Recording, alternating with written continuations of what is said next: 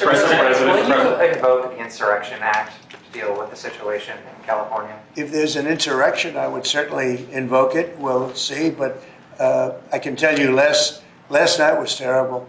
The night before that was terrible. We have, as you've seen, it was on most of your networks, people with big, heavy hammers pounding the concrete and pounding curbs, pounding it, breaking up, and handing these big chunks of concrete to people. And they were taking that concrete, going up on bridges and dropping it into the roof of a car. They were throwing it at our police. They were throwing it at our soldiers that are there. And we got it stopped, and we have them in custody right now. Look, if we didn't get involved, right now, Los Angeles would be burning, just like it was burning a number of months ago with all the houses that were lost. Los Angeles right now would be on fire, and we have it in great shape. We're not playing around. How will you determine whether or not there is an insurrection? Well, you take a look at what's happening. I mean, I could tell you there were certain areas of Los Angeles that you could have called it an insurrection. It was terrible. But these are paid insurrectionists. These are paid troublemakers. They get money. And when you take a look at what they do, where they show up, and everyone's saying, what's he doing? He's pounding the curbs. This one guy's pounding the curb, breaking the curb, and handing big pieces of granite. In some cases, it's granite and concrete to other people. And they're running out with it. And then we watch the other people, and they try and throw it into the face of the soldiers, throw it into the face of the police, and they hurt some people very badly. They go up on bridges, they drop it down on the cars as the cars are moving. They're not breaking the curb because they're doing a demolition service. They're breaking it to hand out to people as a weapon.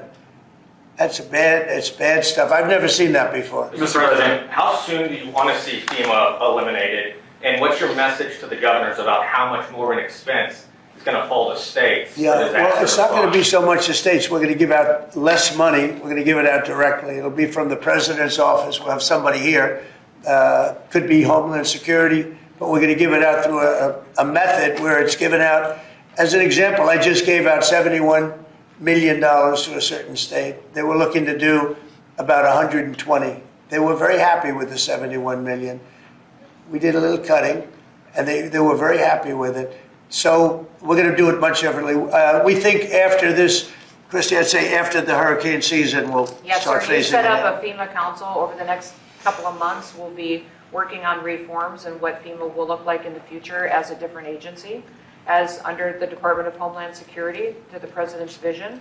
And it will empower governors to go out and respond to emergency situations. And that what the President does best is to make sure that the taxpayers are only fulfilling the need to which is appropriate, and that people are responsible to respond to their own people closest to home. So it's if a certain state, as an example, gets hit by a hurricane or tornado, that's what a governor should be able to handle it. And frankly, if they can handle it, the aftermath, then maybe they shouldn't be governor. And Mr. President, when is the last time you spoke with Governor Newsom? A day ago. Called him up to tell him, got to do a better job. He's doing a bad job, causing a lot of death and a lot of potential death. If we didn't send out the National Guard, and last night we gave him a little additional help, Los Angeles would be burning right now. Los Angeles would be not a lot different than what you saw take place in California and Los Angeles just a little while ago. And, you got to remember, we have the Olympics coming. And we don't want people looking at Los Angeles like it would have been. It would have been bad. Last night they had total control. If we didn't have the military in there, the National Guard, and then we also sent in some Marines. We had some bad people. We have people, they look in your face and they spit right in your face. They're animals. And these are paid insurrectionists. These are paid troublemakers. They're agitators. They're paid. Do you think somebody walks up to a curb and starts hammering pieces out, has all the equipment necessary, and starts handing it out to people to use as a weapon? These are paid insurrectionists or agitators or troublemakers. You can call it whatever you want. And we ended it, and we have in custody some very bad people. Some very bad people. Mr. President. Did you see the guy throwing the rocks at the police cars as they went by and crushing their windows and endangering our police? We're not going to let that happen, yeah. Pardon me, Mr. President, on those Marines, Governor Newsom has described them as political pawns. I'm curious for your reaction to that and what you see as the Marines' role and what are their rules of engagement? All I want is safety. I just want a safe area. Los Angeles was under siege until we got there. The police were unable to handle it. You can speak to the chief. He said it on television 3 nights ago. He said, this is more than we can handle. They said that. And the LA police, I know a lot of the police in LA, they're great people, but they're given instructions not to do this, not to do that. But in this case, they were trying their best. They were not able to handle it. It was out of control. When we got there, and you have to remember, I'd been here before, and I went right by every rule, and I waited for governors to say, send in the National Guard. They wouldn't do it. They wouldn't do it, and they just wouldn't do it. It kept going on and on, got worse and worse. And in Minneapolis, that city was burning down 7 days, and I said, I don't care. The governor, who's a governor that just happened to be running for vice president, a total, you talk about an incompetent governor, he's an incompetent person. That he was picked, well, I was actually very happy he was picked for other reasons. But this guy wouldn't call the National Guard. And we ultimately just sent in the National Guard. We stopped it. But that was after 7 days. And I said to myself, if that stuff happens again, we've got to make faster decisions because they don't want to do it. The radical left, it's usually radical left, and it's usually governors that are Democrat, and they don't want to call them in. They don't want to save lives. They don't want to save property. They don't want to call them in. I don't know what it is.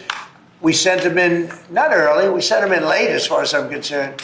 But big problems, as you know, 3 nights ago, big problems were ensuing.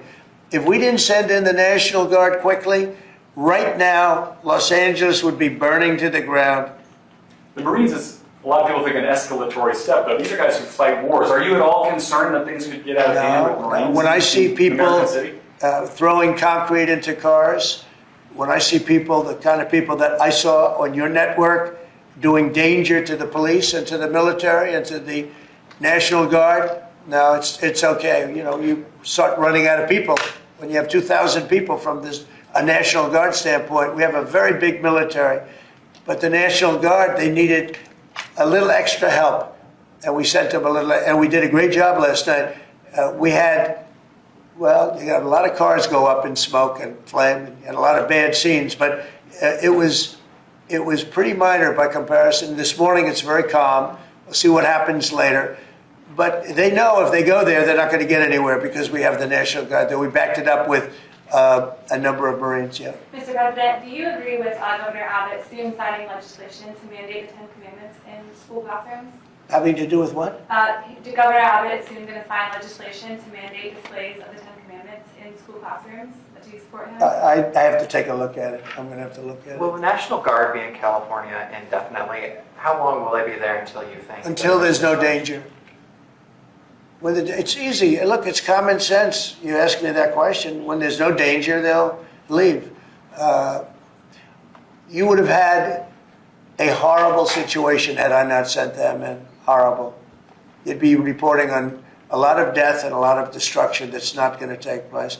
I think if you look, every night it got less and less. They were met with very strong force, the bad people, the bad, sick people that do what they do. But these are paid people in many cases, not in all cases, but in many cases. And they really are, they're agitators. I was wondering if you had any response to Mexican President Sheinbaum, who condemned the violence there. Have you been in touch with her at all? Said what? I was wondering if you had any response to what Mexican President Claudine Sheinbaum said in response. What'd she say? She condemned the violence in LA.